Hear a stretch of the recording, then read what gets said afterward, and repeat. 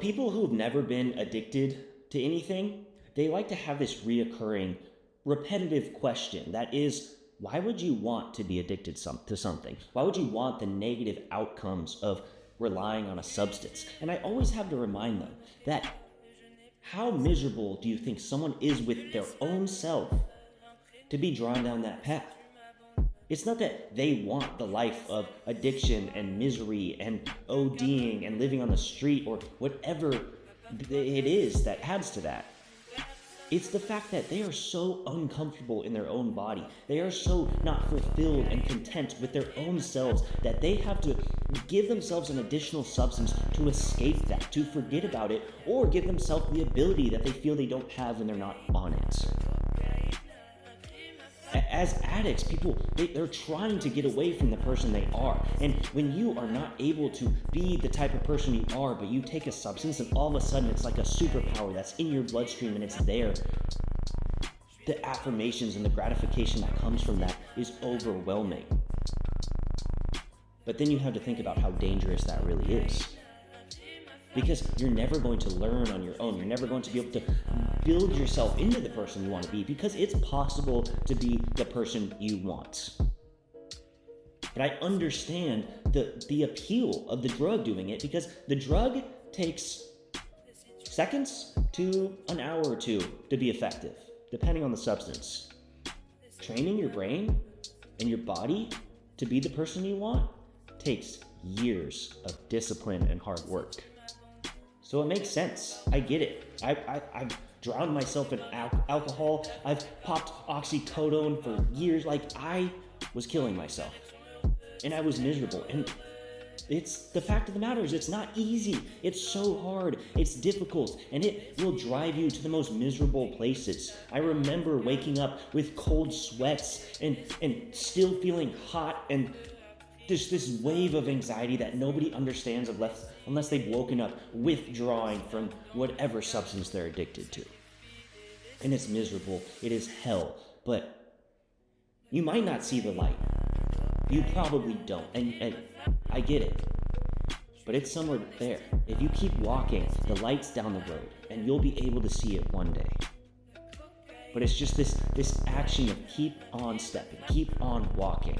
And I remember, most of you, if you're listening to this, if you're addicted to a substance and you stop, you tell yourself, I'm not going to consume this anymore, I'm done, because you're angry and you're upset with the outcome of it. And then you go a day or two cold turkey, and just the thought of I have to go how long feeling like this just to feel even just somewhat okay. Not good. You're not going to feel good. It's somewhat okay.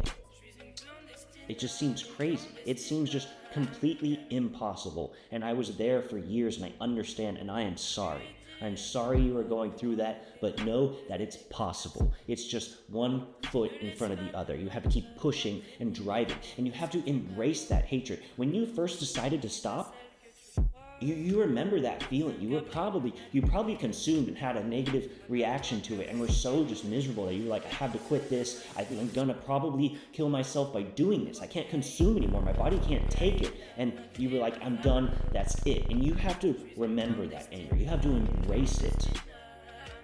And then paint the picture in your head of just hating the person you are that consumes those substances, and be willing to accept the state you're in when you're sober and work towards bettering that, because you can't any longer run away from the person you are when you're not intoxicated. You have to improve that person and build on that person, and it's miserable. I get it. You have the option of consuming the substance and you're instantly fixed, or waiting years of just no gratification, and you want it right now. I understand. But the instant gratification only works periodically, and it has this cyclical nature of drawing you in and then giving you hell right away. And you're continuously repeating it, and it's breaking down your brain, it's destroying your body, and you can't do it anymore. You had to get out. You had to get out now. Find the hatred for the substance. Find the hatred for yourself taking it, and fight back. It is a battle. It is a war. It is a fight you have to be all in, or you will lose. And most people do lose is the crazy thing. The amount of people that actually escape is minimal. But when they do, they understand the positive outcomes of genuine relationships and a healthy lifestyle. And it seems boring and it seems mundane when you have a lifestyle of partying and drinking and all sorts of drugs. It seems like there's no fulfillment there. But there is genuinely much more fulfillment to a positive, healthy life than there is to consuming substances. It's the matter of breaking free. It's just this willingness to fight back. And then once you've fought back, and you've got a few victories under your belt, a few things you've accomplished, all of a sudden, there is gratification because you know what you have done. There is virtue to being able to having the willpower to get away from it. So when you do, all of a sudden, you start to see that the change is benefiting your life in every way. And fighting back is no longer hard. It's just second nature. If you want to get there, you can. At least try. And if you fail, try again.